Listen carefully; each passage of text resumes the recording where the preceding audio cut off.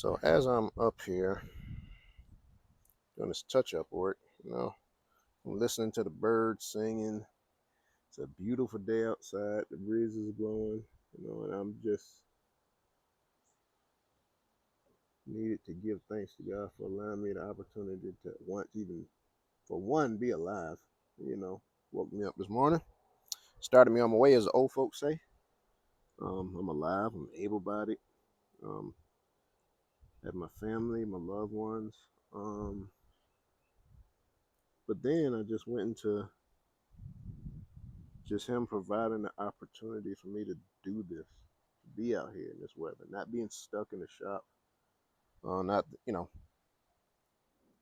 not complaining about it, but being stuck in the shop or building, covered in cornered in four walls, making a living, just being able to move around, connect with different people that I wouldn't have otherwise probably, and be able to work outside. Not all jobs are going to be outside, of course. Some repairs will have to be indoors, but bro, just this opportunity I have right now to do this. Like I said, the breeze is blowing. It's a beautiful day. Hear the birds chirping. The sun is out. Um, and then I there's a spider right there. I ain't tripping. But then I in that thankfulness, I think about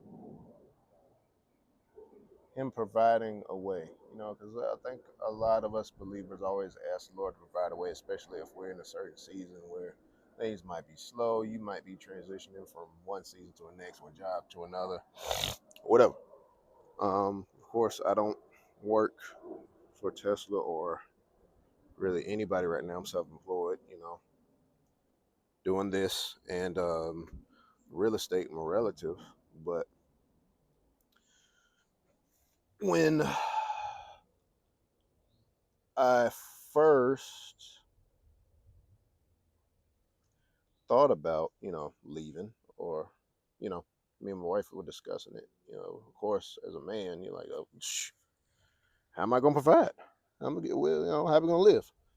Um, and when things were slow, when I did leave, that was a real concern. How are we gonna get by? What's gonna happen? Um, and like I said, I think all of us believers will find ourselves in a certain season where we're asking, Lord, to please make a way, please provide. And I just went back to the one random day. It was actually like a few weeks ago. Yeah, because we were in Georgia for my wife's cousin's graduation. So I was in Georgia. We had gotten in the car to go somewhere, and the idea to do mobile repair work just hit me. 'Cause, I mean, there's a million mobile mechanics out there and everything, but not you don't see a lot. They are out there, but you don't see a lot of body services promoted, or accessories and aftermarket parts and all of that stuff promoted. So got that idea, told my wife about it. She was I mean 100%. That was Saturday. Sunday, no, was it Sunday or Monday? Monday, I think. Monday night. That following Monday night, she made me a logo. um she made me a logo, came up with a name, made a logo. I posted an ad on Marketplace, and literally this customer right here, whose truck I'm working on, was the first person to hit me up the day after I posted that ad. Um, which, praise God, I'm extremely thankful for, because I mean, leading up to that, I'm like, man, nobody's gonna hit me. Yeah, of course, you go through the motions of, well, am I really gonna have customers? Are people gonna want to spend money? I don't know what to charge, this and that. So of course, you go through analysis paralysis, in your own head about everything. And like I said, this customer, Mr. Mike, called me, told me about this truck. I told him yes. Now, initially, because when he hit me up, he said that he didn't mention what body panel specifically, but he said I need some dents pulled out. So typically, you can do paintless dent repair. I'm not that good at it. There are professionals out there that are far, far, far, far, far better than me. They can do it, but I didn't know the severity of the damage. Um, didn't know what panel. It didn't even cross my mind to think to ask him. Duh, why would you do that? But didn't think to ask. I just told him. He asked, when can we meet? We met up the next day. Come out here. Praise God, it is the tailgate that need to be repaired. The tailgate can be removed, and the reason I say that is, again, I'm mobile. 90% of any body man's tools are pneumatic or air powered. You need an air compressor. You need an airline. Ain't no air compressor airline out here if you're mobile. You could have a van, or truck of some sort with a generator to power your air compressor, which I have entertained. And Lord willing, if He wants me to continue to do this, I will move to that in the future. But that was my thought. How am I going to do this? But I said yes. I pull up, see the truck. Thank God it is a tailgate. I can take the tailgate off. Tailgate's removable. Took the tailgate off. Took it to Calvin Charger shop. Shout out to them. Praise God for them. Allowing me the opportunity to, do this and allow me to lean on them. Took it to their shop. I fixed it. Charles painted it. We're done. But I know I'm all over the place, but going back to, asking Lord to make a way, provide. Man, sometimes God gives us ideas to provide. He still provides, but He uses our hands and minds in some cases to make the provision that we're asking Him for.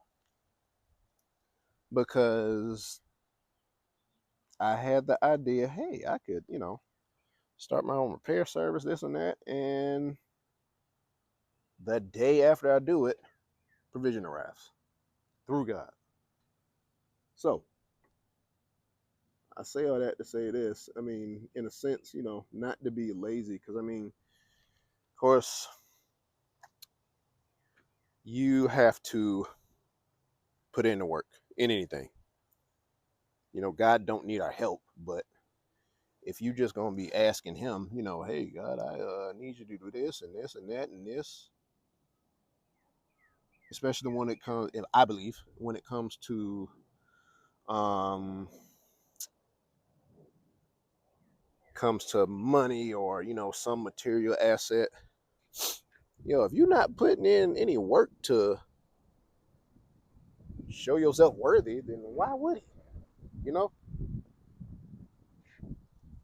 not to diminish God to our earthly, human sinful habits of, you do something to me, I do something to you. But I believe that you have to take a first step in order for Him to take the second one. And once you are faithful in taking that step, He got it from there. I truly believe that. So, pretty much said all that to say, pray, listen, fellowship with God, and just think outside the box, man. If you may be in need of finances and things like that, what do you have to offer? What are you good at? What can you do? Because for real, if we just, I almost dropped that. If we went to God like that faithfully and boldly, I think a lot of people would have the opportunity to be self-employed, become an entrepreneur, business owner, and be able to employ others. But you would be a godly employee. You're not going to be like where you worked before, where your boss, supervisor, whoever, was not a believer, could care less about, morals or ethics. All they cared about is the bottom line, the money in their pockets. They don't care about you. They don't have a heart for Jesus or, anything like that, like we do as believers or should as believers. They don't care.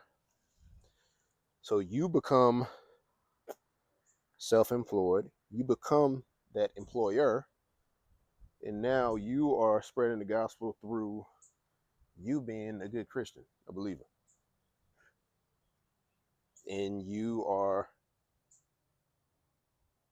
pretty much, I guess you could say, evangelizing, spreading the gospel by allowing God to work through you. And people see that.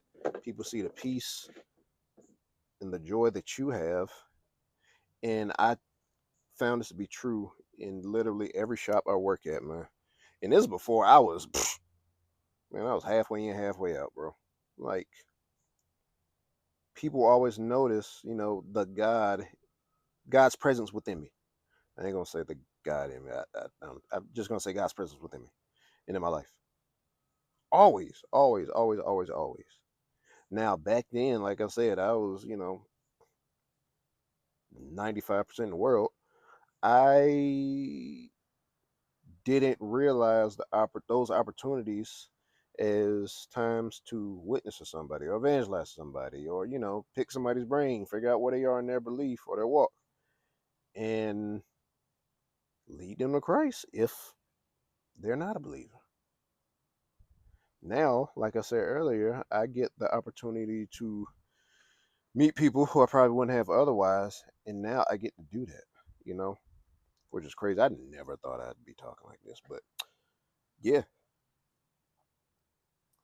yeah, that just came to mind, man. I had to bring that up, you know, and also it brings to mind, I honestly do not remember what book this is in or chapter, verse, whatever, but work as if you're working for the Lord, because this job in particular,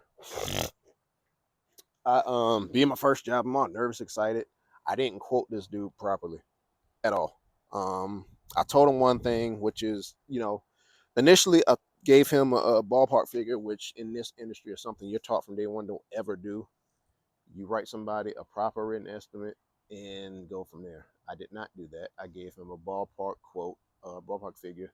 And then when I went home and actually tallied up everything and did the estimate, I was way over what I told him it would be.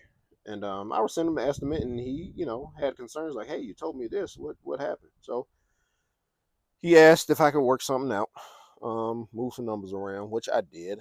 Initially, I was a little upset, but I mean, wouldn't be upset at myself. I did it. Um, so yeah, I was, initially a little upset, but I pushed through. I took a little loss. It wasn't nothing crazy, but I still have the job. I have more profit than I did before I took this job. So, still carried on, still pushed through, still did it. Now, I ain't gonna lie, yesterday I had the thought like, man, I'm not going above and beyond. He didn't want to pay full price, so I'm just gonna do this a little bit and be done with it. But that is not working as if you're working for the Lord. So I get here this morning. Only had a little bit left to do. But man, I just took my time and did way more than what I initially planned to do because I want the job to look good. I mean, I can't just do what little bit I told him I was going to do, and then the rest of the truck looks like trash. I'd rather not. So I cleaned everything up. I polished things that were not a part of the estimate. Um, yeah, I just went above and beyond. That's it. And mainly because I just want to provide a good service. Yes, I want a good name, want good referrals and everything, but work is if you're working for the Lord, man. That's it. That's it. So that's my little rant for today. I'm gonna wrap this thing up and hurry up and get home because we are supposed to go to Georgia because it's Memorial Day weekend. I think it's Memorial Day. I always get Memorial Day and Labor Day mixed up. I think it's Memorial Day weekend. But yeah, so I'm gonna finish this thing up, get up out of here, and enjoy this 3-day weekend with the fam. So appreciate y'all rocking with me. Appreciate you listening to my rants, and hopefully, somebody took something from it. And